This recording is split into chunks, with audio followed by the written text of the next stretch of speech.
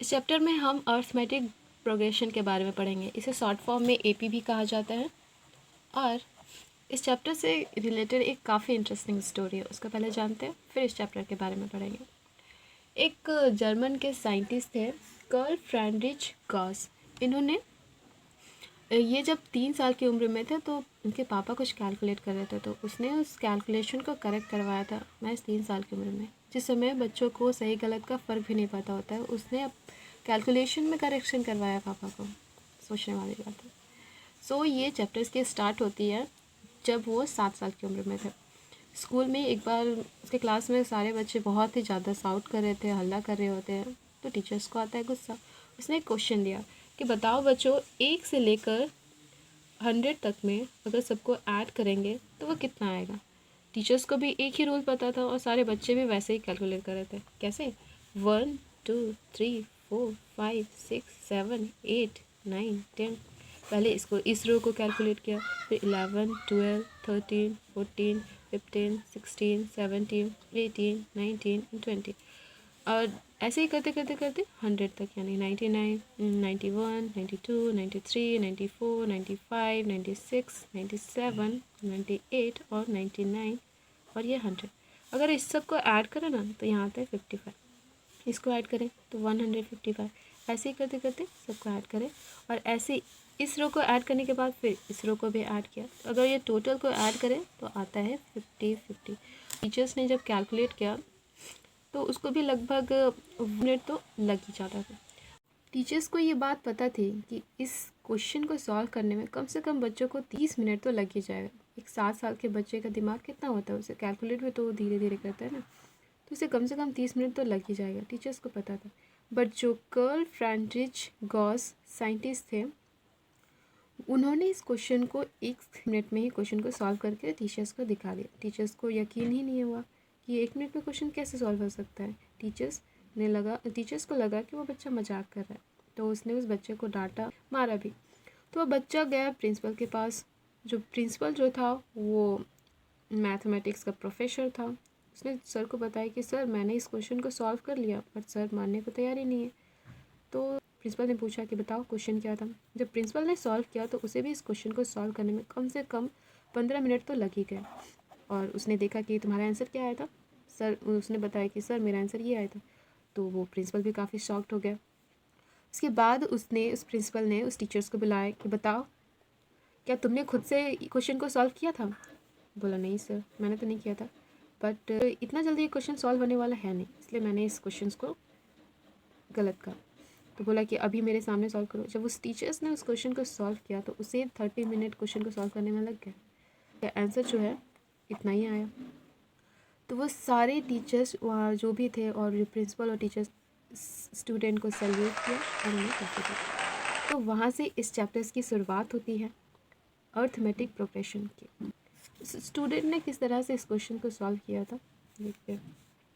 उसने क्या किया, ये जो 1 2 3 डॉट डॉट डॉट डॉट 97 98 100 ये ऐसा होता है ना, उसने इसको इससे से ऐड करके इसने 2 को 98 से ऐड करके, 3 को इससे ऐड करके, मतलब गुच्छा और पेयर करके ऐड किया। यानी कि अगर 1 को 100 से ऐड करें तो ये 101 आएगा, 2 को इससे करें तो वो भी 101 आएगा। ऐसे करते करते ऐसे 100 तक जाए। ऐसे करते करते अगर करें तो लास्ट में भी 101 आएगा। टोटल कितने नंबर थे? टोटल नंबर तो 50 थे, क्योंकि 2 पेयर को ऐड कर रहे हैं। तो उसने क्या किया, इस सबको ऐड करके तुरंत से 1 मिनट में ही कैलकुलेट कर लिया। यानी कि 50 इंटू 101 इसका सम होगा, और इसको जब कैलकुलेट करेंगे तो आएगा 50। तो इस तरह से इस बच्चे ने सॉल्व किया था। तो पूरे जर्मनी में क्या, पूरे वर्ल्ड में भी इस क्वेश्चन को इस तरह से किसी ने भी सॉल्व करने का तरीका नहीं निकाला था। तो वहाँ से इस एक नई चैप्टर्स की स्टार्ट होती है अर्थमेटिक प्रोग्रेशन। वो उसने बाद में जाकर इस चैप्टर्स को काफ़ी डिटेल्स में एक्सप्लेन किया, और मैथमेटिक्स में ही नहीं फिजिक्स में भी इन्होंने काफ़ी चीज़ें इन्वेंशन किया। अर्थमेटिक प्रोग्रेशन, इसे शॉर्ट फॉर्म में एपी भी कहते हैं। कैसे हम जानेंगे कि कोई भी सीरीज़ जो अर्थमेटिक प्रोग्रेशन में है या नहीं है। मान लो ये फर्स्ट टर्म हमारा ए है, ठीक है, इसमें हमने कुछ वैल्यू ऐड किया डी, ये बन गया ए प्लस डी। इसमें हमने एक और डी ऐड किया, ये बन गया ए प्लस 2डी। तो अब देखना ये है कि ये जो डी है ना, सब में जो है कॉमन होना चाहिए, मतलब सेम होना चाहिए। जो भी वैल्यू हमने इसमें ऐड किया वो इसमें भी सेम ऐड करें। तो अगर ऐसा देखा जाए, इसे हम लोग कहते हैं कॉमन डिफरेंस। तो अगर कॉमन डिफरेंस सबका सेम है तो जो हमारा सीरीज़ है, जो एपी का जो टर्म है, उसे हम लोग एपी कह सकते हैं, ठीक है। फर्स्ट वाले को हम लोग फर्स्ट टर्म कहते हैं, सेकंड वाले को सेकंड टर्म, और थर्ड वाले को थर्ड टर्म, और डॉट डॉट डॉट ये करके एन टर्म तक जाएगा, ठीक है। तो ये हो गया हमारा एपी। एपी को पहचानने का यही तरीका है कि अगर उसका कॉमन डिफरेंस सेम हो तो वो एपी में होगा।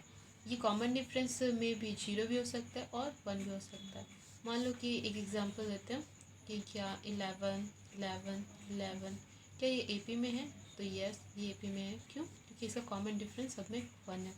तो जिसका कॉमन डिफरेंस सेम आएगा वो एपी में होगा, अगर नहीं आया तो नहीं होगा। इस इक्वेशन को देखने से साफ पता चल रहा है कि अगर हमारे पास ए की वैल्यू हो या फिर डी की वैल्यू हो तो ए बी के किसी भी टर्म्स को पता लगाया जा सकता है। जैसे एग्जांपल, मान लो हमें 5 की वैल्यू पता करनी है, ठीक है। इसका क्या होगा? ए प्लस ए तो सब में सब होगा, ये कॉमन। क्यों? क्योंकि देखा जा रहा है सब में ए तो है ही। अब डी पता करना है कि यहाँ क्या लिखेंगे। सेकेंड टर्म में यहाँ ध्यान से देखें कि सेकेंड टर्म में यहाँ पे क्या है। सेकेंड टर्म में एक डी है, थर्ड टर्म में 2 डी है। तो यहाँ पता चला है कि जितना टर्म होता है उससे डी एक कम ही होता है। तो मान लो ए 5 है तो इससे क्या होगा, यहाँ पे डी 4 डी होगा। तो ये 5 टर्म का ए पी जो होगा ये। मान लो हमें ए 100 निकालना है तो क्या हो जाएगा, ए प्लस 100 डी। सिंपल। अभी एन टर्म के लिए अगर निकालना रहे तो मान लो हमें ए एन निकालना है तो ए प्लस इसे एक डी कम यानी एन माइनस 1 डी। तो ये हो गया एन एस टर्म निकालने के लिए हमारा ये फॉर्मूला। ये ए एन को हम लोग टी एन से भी डिनोट कर सकते हैं। मान लो ए वन को भी हम लोग टी वन से डिनोट कर सकते हैं। जैसा मन चाहे वैसा यूज़ कर सकते हैं, मतलब ए एन या टी एन दोनों में से कोई यूज़ कर सकते हैं। अब नेक्स्ट है ए एन को हम लोग लास्ट टर्म कहते हैं, ठीक है। एन मतलब लास्ट टर्म, और इसको हम लोग ऐसे भी डिनोट करते हैं। तो A plus N minus 1 D, ये हो गया हमारा एन एस टर्म। इस फॉर्मूला से हम लोग किसी भी टर्म्स को निकाल सकते हैं, या तो ऐसे ही जनरली किसी भी टर्म को अगर निकालने के लिए दिया जाए तो भी हम लोग निकाल सकते हैं जनरल टर्म्स को। इसे हम लोग जनरल टर्म्स भी कहते हैं। क्या कहते हैं? General terms. अब हम बात करते हैं सम की, ठीक है। सम, इस चैप्टर को बेसिकली हम लोग सम निकालने के लिए ही पढ़ते हैं, यूज़ किया जाता है सम निकालने के लिए।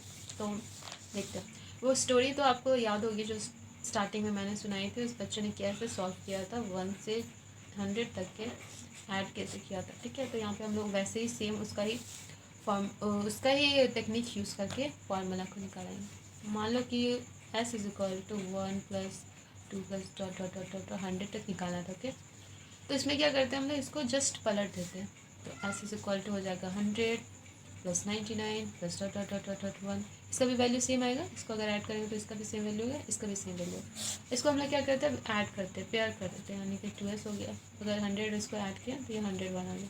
अगर इसको ऐड किया तो ये भी 101 आ गया। और ऐसे ही करते करते ये 100 तक 101 आ गया, ओके। तो हमारे पास 2s था, ये कितने टर्म्स तक है 100, तो यहाँ पे हो गया 100। और ये कितना है 101, ओके। तो यहाँ s इज इक्वल टू अगर हम लोग निकाले तो ये 2 से कट जाएगा, ये 50। और s इज इक्वल टू अगर इसे मल्टीप्लाई करें तो आ गया 50। इस बच्चे ने भी जो सॉल्व किया था वो 1 मिनट में ऐसे ही सॉल्व किया था, पेयर करके, यानी कि गुच्छा बना के, ठीक है। तो ऐसे हम लोग क्या करेंगे अब, एन या मतलब ए पी का टर्म्स को यूज़ करके सब निकालने की कोशिश करते हैं, ठीक है। तो मान लो एस इज इक्वल टू है first term A, second term है A plus T, third term है ए प्लस 2 टी, और डॉट डॉट करके एन टर्म के लिए A plus N minus 1 D, okay. अभी हमने क्या सिखाया था कि इसको पलट देना है, तो इसको जस्ट पलट देते हैं। तो A plus N minus 1 D, okay. अभी सेकेंड टर्म इसका हो जाएगा A plus N minus 2 D, okay, ठीक है।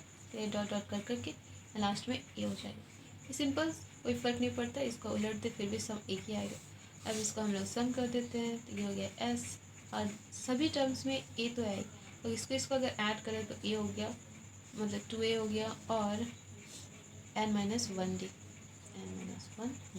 सभी टर्म्स में इसमें अगर d माइनस करेंगे, यहाँ 2d है तो यहाँ भी n minus 1 D, 2a plus n minus 1 D होगा, ठीक है। ये कहाँ तक जाएगा, n तक जाएगा, तो n कर दिया हमने। और यहाँ पे जो s है ये s प्लस s मिलके हो गया 2s। ओके, तो 2s is equal to n bracket 2a plus n minus 1d। ठीक है, अब s इज इक्वल टू क्या हो गया, n by 2 bracket 2a plus n minus 1d। तो ये हमारा होता है फॉर्मूला सम का। इस सम के फार्मूला का यूज़ करके किसी भी दो नंबर के बीच में सम निकाल सकते हैं। जैसे मान लो हमें निकालना है कि 21 से लेके 30 तक के बीच का नंबर सम करके बताओ कि कितना होगा। ओके, हमें भी नहीं पता तो निकालते हैं। यहाँ पर फर्स्ट टर्म है हमारा यानी कि s इज इक्वल टू है a है हमारा 21, लास्ट टर्म है हमारा 30। इस सम के फॉर्मूला में ना हम लास्ट टर्म भी ऐसे लिखते हैं। ठीक है, लास्ट टर्म क्या होता है a plus n minus 1d। Okay, last term is equal to, तो यहाँ पे हमने सम इज इक्वल टू लिख सकते हैं n by 2 bracket a plus last term. Last term हमारा है तो सबका फॉर्मूला से निकल जाएगा। तो फर्स्ट हमारा हो गया n यानी कि कितने टर्म्स है इनके बीच, ऑफकोर्स 10 है, तो यहाँ गया 10 बाई 2 और ब्रैकेट a हमारा 21 और प्लस लास्ट टर्म 30, इसको काट दिया तो बचा 5 और इसको अगर हमने ऐड किया तो आ गया 51। 5 इंटू 51, इसको कैलकुलेट करते 5 इंटू 5 और 5 5 से 25। तो ये आता है उनके बीच के सम का वैल्यू। देखा आपने कि इस सम के वैल्यू दो नंबर के बीच का सम निकाला जा सकता है। सो इस वीडियो को अभी हम यही ख़त्म करते हैं क्योंकि इस चैप्टर्स में बस इतना ही कॉन्सेप्ट है। अगर इस सब कॉन्सेप्ट को अगर आपने अच्छे से समझ लिया तो कोई भी क्वेश्चन इस चैप्टर्स में आपको मुश्किल नहीं होगी। सो आज के लिए बस इतना ही। नेक्स्ट वीडियो में फिर हाजिर होंगी एक नई टॉपिक के साथ। तब तक के लिए गुड बाय।